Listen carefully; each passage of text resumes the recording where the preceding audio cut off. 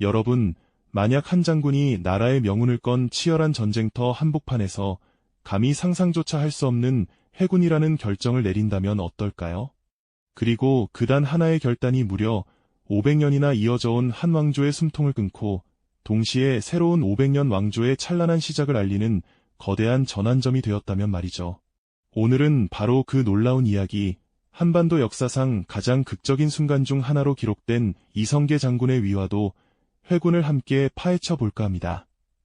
우리는 흔히 이 사건을 그저 왕위를 향한 한 인물의 야망이 빚어낸 단순한 권력 쟁탈전으로만 알고 있지는 않은가요? 하지만 그 이면에는 우리가 미처 알지 못했던 거대한 시대적 배경과 한 인간으로서 감당해야 했던 깊은 고뇌, 그리고 그 선택이 가져온 실로 엄청난 파급력이 숨겨져 있답니다. 이번 시간을 통해 역사의 물줄기를 완전히 바꿔놓은 이성계의 결단을 단순한 사건으로만 보는 것이 아니라 그 속에 담긴 복합적인 의미와 그 시대가 가진 목소리를 입체적으로 이해함으로써 역사의 중요한 전환점을 완전히 새로운 시선으로 바라볼 수 있게 될 겁니다. 이야기는 고려 말, 그야말로 혼란의 극치를 달리던 시대로 거슬러 올라갑니다. 밖으로는 몽골 제국의 잔재와 새롭게 떠오른 명나라 사이에서 줄타기를 해야 했고, 안으로는 권문세족들의 탐욕과 부패로 나라의 기강은 땅에 떨어져 있었죠. 백성들의 삶은 이루 말할 수 없이 피폐해져 갔고, 왕권은 허수아비처럼 흔들리고 있었습니다. 바로 이때 북방 변경에서 뛰어난 무용과 지략으로 백성들의 존경을 한몸에 받던 한 장군이 등장합니다. 그가 바로 훗날 조선을 건국하게 될 이성계 장군입니다. 그는 백성들의 고통을 외면하지 않았고 무너져가는 나라를 바로 세우려는 강한 의지를 품고 있었죠. 그러던 어느 날 이성계 장군은 일생일대의 선택 앞에 서게 됩니다. 때는 1388년, 고려는 요동정벌이라는 무모한 전쟁을 계획합니다. 당시 실권을 쥐고 있던 최영 장군은 명나라의 철령이 설치에 반발하며 요동을 공격하려 했죠. 하지만 이성계 장군은 달랐습니다. 그는 이미 오래전부터 요동정벌의 무모함을 역설하며 사불가론, 즉 4가지 불가론을 주장했습니다. 작은 나라가 큰 나라를 거역할 수 없다는 것, 여름철에 군사를 동원하는 것은 불리하다는 것, 온 나라의 병력이 동원되면 예구가 창궐할 것이라는 것, 그리고 장마철에 활의 악효가 녹아 무기가 쓸모없게 된다는 것이었죠. 그의 주장은 현실적이고 이성적이었지만 권력을 쥔 이들은 이를 묵살했습니다. 결국 이성계 장군은 압록강 하류의 위화도까지 진군하게 됩니다. 비바람이 몰아치고 천둥 번개가 내리꽂히던 그 밤, 지쳐 쓰러지는 병사들과 불어난 강물 앞에 선 이성계의 마음은 얼마나 복잡했을까요? 개경의 조정은 무능하고 부패한 잔치에만 몰두하며 사치스러운 생활을 이어가고 있었으니 병사들의 사기는 바닥을 쳤을 겁니다. 모두가 아는 그 위화도 강변에서 그는 나라의 명운을 짊어진 채 깊은 고뇌에 빠져 있었을 겁니다. 진퇴양난의 상황에서 그가 내린 해군이라는 결정은 단순히 명령 불복종을 넘어 한 시대의 종말과 새로운 시대의 서막을 알리는 충격적인 신호탄이 되었던 거죠. 도대체 그는 왜 모두의 예상을 뒤엎고 그런 엄청난 결단을 내릴 수밖에 없었을까요? 우리는 그 의문을 풀어가며 이성계의 결단이 가진 진정한 의미를 찾아볼 것입니다. 이성계 장군의 위화도 회군을 이해하기 위해서는 당시 고려가 처한 정치적 역학관계를 깊이 들여다볼 필요가 있습니다. 고려 말은 권력 구조가 완전히 붕괴된 시기였습니다. 왕권은 약해질 대로 약해졌고 소수의 권문세족들이 모든 권력을 독점하며 나라를 사유물처럼 다루고 있었죠. 이들은 백성들의 토지를 빼앗고 온갖 부정부패를 저지르며 자신들의 이익만을 쫓았습니다. 반면 과거 제도를 통해 새롭게 등용된 신진 사대부들은 이러한 권문세족의 행포를 비판하며 새로운 사회를 꿈꾸고 있었습니다.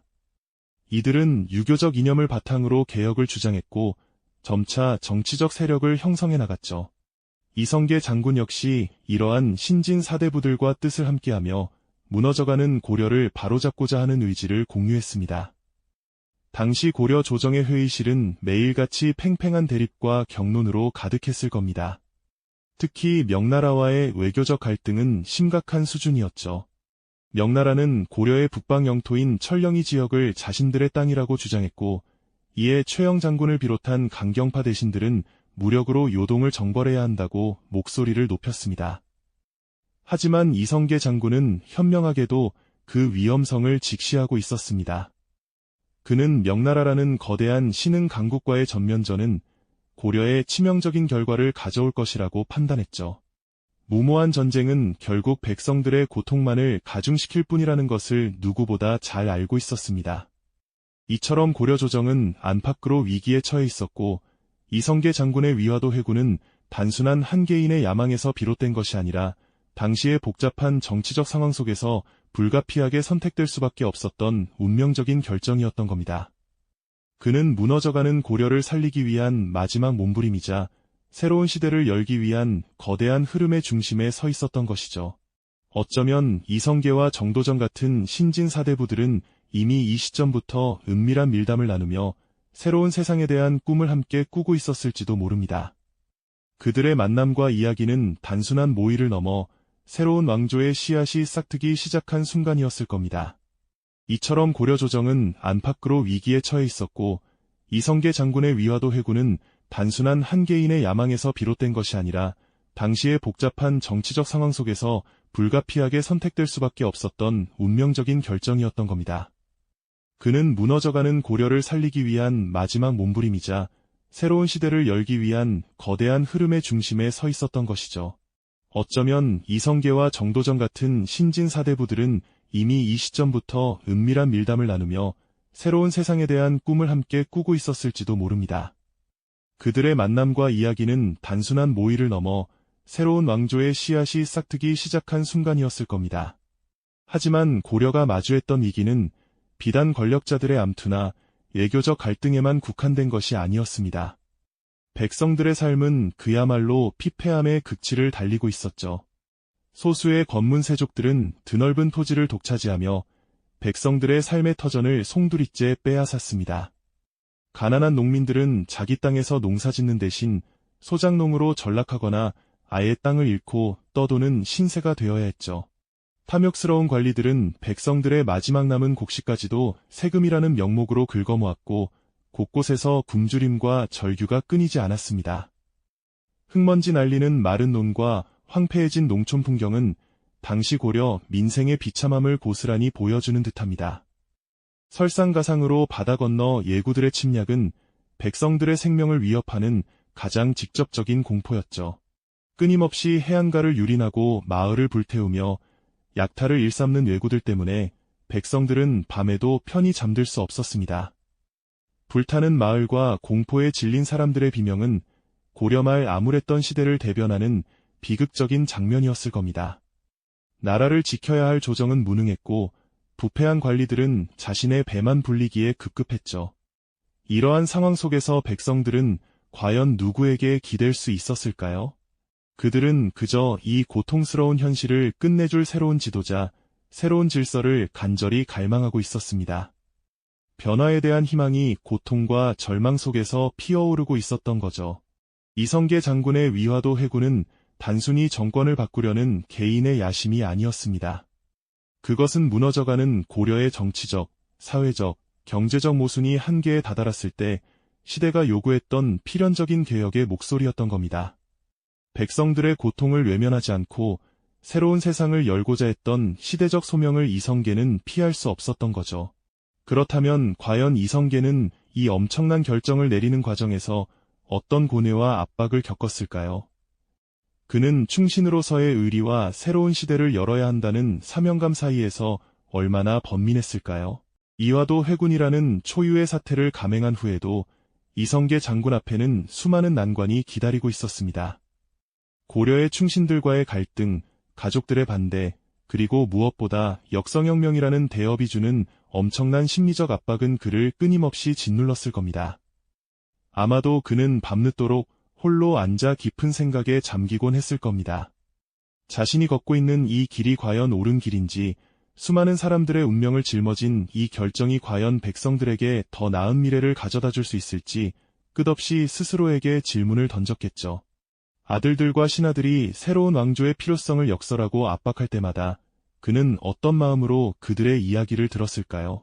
하지만 이성계는 결국 그 모든 고뇌와 압박을 이겨내고 새로운 시대를 열어젖히는 결단을 내립니다. 그것은 단순한 힘의 논리가 아니었습니다. 무너져가는 나라를 바로 세우고 고통받는 백성들의 삶을 구원하겠다는 명분과 실리를 동시에 추구하는 리더십의 발현이었죠. 결국 그는 왕좌에 오르기 전 결연한 표정으로 마음을 다잡으며 새로운 500년 역사의 서막을 열기로 결심합니다. 1392년 마침내 이성계가 왕위에 오르는 순간 그것은 한 인물의 권력 쟁취를 넘어 격변의 시대가 요구했던 거대한 전환점이자 새로운 국가의 탄생을 알리는 극적인 순간이었던 겁니다. 모든 관점이 하나로 수렴되는 이 지점에서 우리는 깨닫게 됩니다. 태조 이성계의 결단은 결코 단순한 권력욕에서 비롯된 것이 아니었음을 말이죠. 그것은 무너져가는 시대를 바로잡으려는 치열한 고뇌와 백성들의 삶을 구원하고자 했던 시대적 사명감의 결과였음을요. 역사의 큰 물줄기를 바꾼 그의 선택은 위기의 순간에 어떤 리더십이 필요하며 한 개인의 결단이 한 국가의 운명을 어떻게 바꿀 수 있는지를 보여주는 중요한 교훈을 담고 있습니다.